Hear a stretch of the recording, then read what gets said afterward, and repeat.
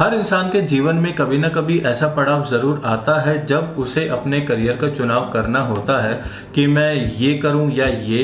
कहीं पे उसका दिल लगता है तो कहीं पे उसका दिमाग, और उस समय वो तूफान में फंसे हुए पेड़ की उस टहनी के समान होता है जो आंधी के कारण इधर उधर हिचकोले खाता है।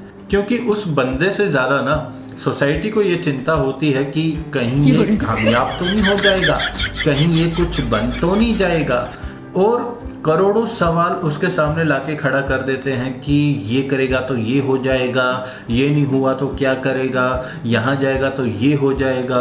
और उसके लिए हम लोग एक बहुत ही अजीब सी सिचुएशन क्रिएट कर देते हैं। और इस बीच उसका जो दिल है ना, वो उसकी आत्मा की आवाज़ सुनता है कि ये काम मेरे लिए बना है और मुझे यही करना है। लेकिन उसका जो दिमाग है वो आसपास की सिचुएशन को देखता है जो कि सोसाइटी ने ही क्रिएट की होती है उस बेचारे इंसान के लिए।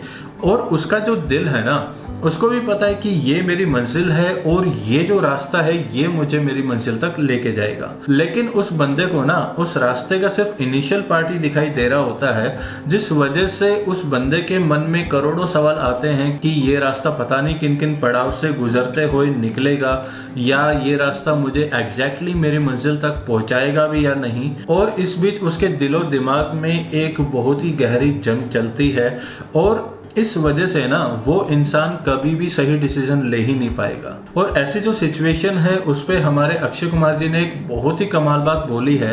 जब मैंने वो बात सुनी ना तो पर्सनली मुझे बहुत ज़्यादा रिग्रेट हुआ कि ये बात मैंने 5 साल पहले क्यों नहीं सुनी।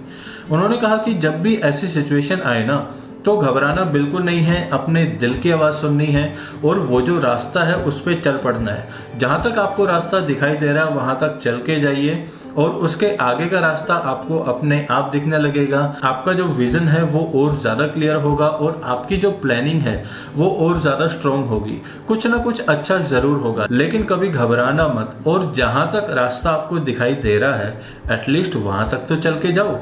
क्यों, ठीक कहा ना। हमारे अगले उस्ताद से हम मिलेंगे हमारे अगले वीडियो में।